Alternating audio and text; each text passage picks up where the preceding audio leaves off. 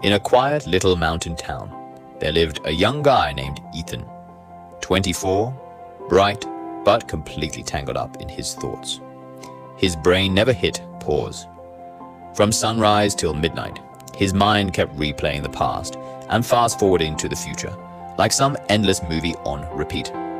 No wonder he felt drained all the time. Sleep? Barely. Joy? Forgotten. Peace? Not even close. Ethan wanted to feel alive again, not stuck in his own head. One evening, while scrolling through his phone in frustration, he overheard some travelers at the coffee shop talking about an old man living way up in the hills. People called him the Mind Whisperer. Rumor was he used to be a big-shot psychologist in the city before he ditched the noise and built himself a simple life in nature.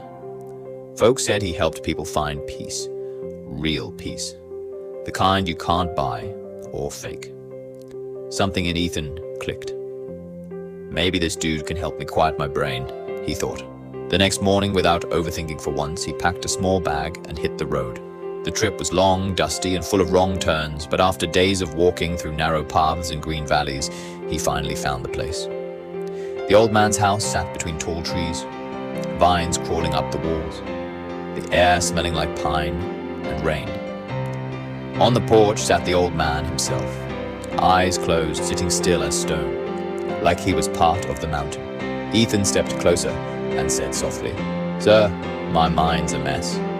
I can't stop overthinking. I can't find peace. Can you help me?" The old man opened his eyes, smiled a calm, knowing smile, and said, "You want peace, huh? Then follow me." He led Ethan to a small garden behind the house, filled with the sound of birds and running water. The old man picked up a clear glass, filled it with water right to the brim, and handed it to Ethan. "Walk to the end of the village and back," he said, "but don't spill a single drop." Ethan looked confused. "That's it?" But he nodded, determined. He started walking. The path was narrow, the ground uneven. Kids were laughing and chasing dogs. A few villagers waved or shouted greetings, but Ethan kept his eyes locked on the glass.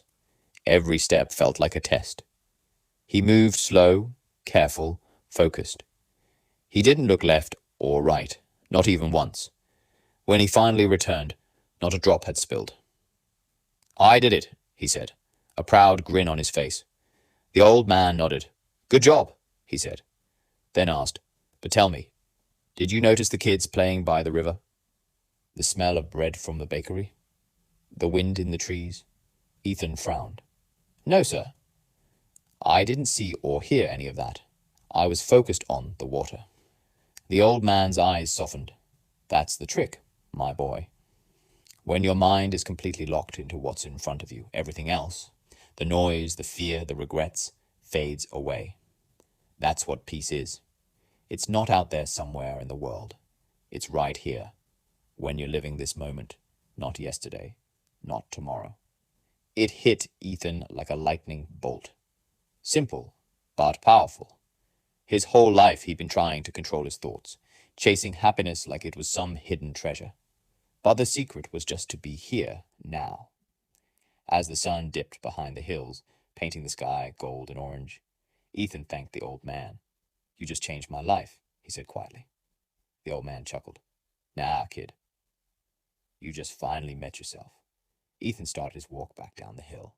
Same road, same noise, same world. But something inside him had shifted. His mind wasn't storming anymore. It was calm, like still water in that glass. For the first time in years, he smiled. Not because life got easier, but because he finally understood how to be present in it. Peace isn't hiding in some faraway place. It's already within you, waiting for the moment your mind stops running and starts living.